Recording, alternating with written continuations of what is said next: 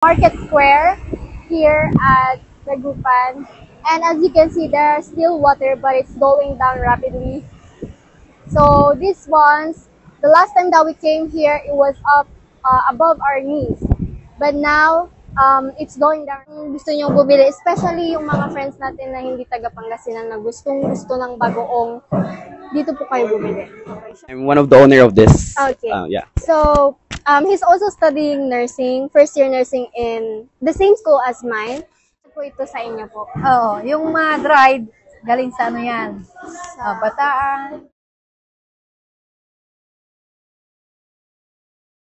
Simply Promise and you. We are going to the market to assess the Malinges market and the environs here in the Philippines. Is the camera pointing at me? Yeah. I thought it was in front. So today we're gonna ask people what they think about the flooding and what it has taught them so far and how they are coping through this natural disaster. So get ready, guys. Okay. Hi guys, so we're now here at the, what do you call this? Market Square here at Dagupan. And as you can see, there are still water, but it's going down rapidly. So these ones, the last time that we came here, it was up above our knees. But now, it's going down rapidly. So hopefully next week, it will all dry up completely. So join us guys as we do our content for the day here at the Market Square. So hello guys, now we're here at in front of the CSI Market Square and we have here our friend. Kuya, ano pong pangalan niyo? Roman. Roman. So we will ask him about his perception about these floodings. So kuya, ngayon lang po kayo bumalik sa pagtitinda? Opo. So bale, ilang days po kayo natigil? Mga 3 days lang naman. 3 days. Pero sa isang araw po, magkano po yung kinikita niyo dito? Malit-lit lang naman yung mga nakikita namin Pero pag suma total, magkano po? sa mga 3K lang. 3K per day. So bali kung 3 days kayong nasta, parang 9K din yung nawala sa inyo. Opo. Taga saan po kayo dito sa Dagupan? Sa Bunuan kasi po. Oh, they're from Bunuan. Bunuan kasi. So, sa bahay niyo din po na nabaha din po ba kayo? Hindi naman. Kasi mataas kasi yung lupa doon.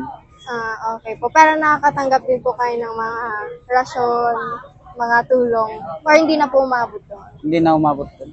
So, as you can see, these are all dried fish. And they also sell here fish sauce. So, we're now here at Claveria's shop. So, ate, ano pong pangalan niya? Maribik po.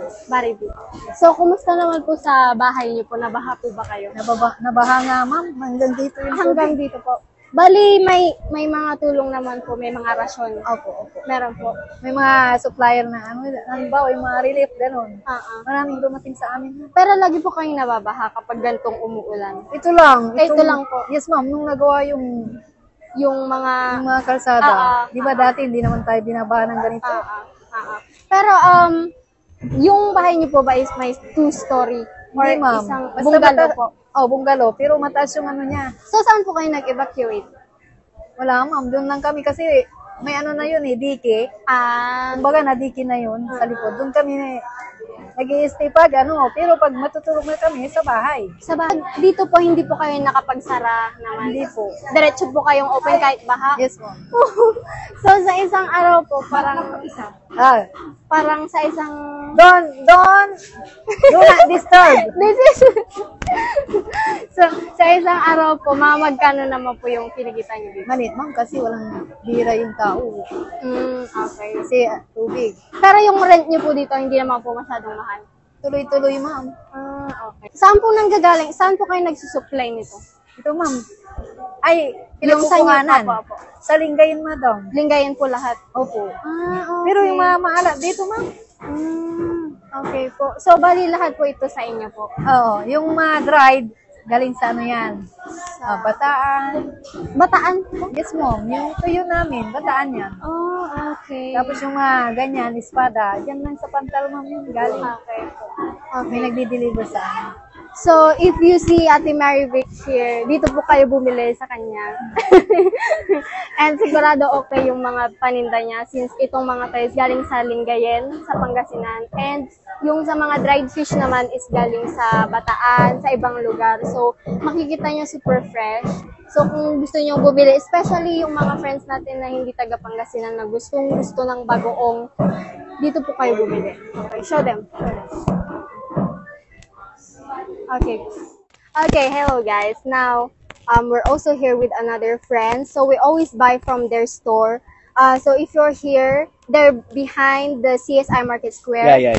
And if you want to buy some things for your home, especially in your kitchen, the condiments, all the things like that, they sell that here. So here's our friend. What's your name? Hi everyone. My name is Franjic Ergiza. I'm from Pantal Street and I'm one of the owner of this. Okay. Yeah. So, he's also studying nursing, first year nursing in the same school as mine. So, tanong lang namin sa inyo, since may business kayo dito, no? Naapektuhan din ba ng bahay yung business niyo? Well, to tell honestly, yes, oo, nakaka-apekto talaga siya. Pero if you're a student that was grow up for this kind of family, you could, have some time management for you to be able to understand which comes first and which needs to be due. Like the priority. Yeah, priority. So, I've also seen some posts kasi na yung mga bahay din affected. So, yung bahay niyo ba, affected din ba ng flood? Well, thankfully, sa kalsada lang naman ang naapektuhan and sa loob naman ng bahay, wala naman po. Okay. And I've also seen here, guys, he has like a younger brother who is so good at doing business. There was one time I was buying from here and then he was the one who is assisting me. Sorry. He's so good at selling things. Sa inyo, even though hindi kayo nabaha, still may mga, pa rin kasi, may mga rasyon, may mga tulong. Umaabot ba sa inyo? Or hindi naman na ngayon? Umabot naman, nakatanggap namin kami kahit papano dun sa barangay from the Amado. So sa tingin mo, before, like, lagi naman kasing nababaha yung Dagupan, pero kung i-compare mo, what is much better? Dagupan 3 years ago or Dagupan now, when it comes to like controlling the flood? Siguro, I can see some improvement, I must say. Pero siguro, there is still the problem na nababaha pa rin tayo even though na-improve na yung ibang daan. Pero as you can see now, meron at least kahit papano ngayon, hindi katulad nung last few years na sa grabe talaga yung baha na anywhere you could see flood. Pero ngayon, meron tayong mga places na matataas tulad nung sa SM na hindi na nababaha, na dati nababaha siya 3 years ago. So, last question. Anong masasuggest mo, anong advice mo to all of the businessmen here in Dagupan who is also facing the same problem with flooding? Siguro, for me as a person, I could clearly tell to all the people who's also experiences this flood, it's really normal to life to have this crisis. Siguro, it would help us to shape us to even more, parang to be prepared at times. Kasi sometimes, minsan biglaan na lang nangyayari and we don't have the money to it.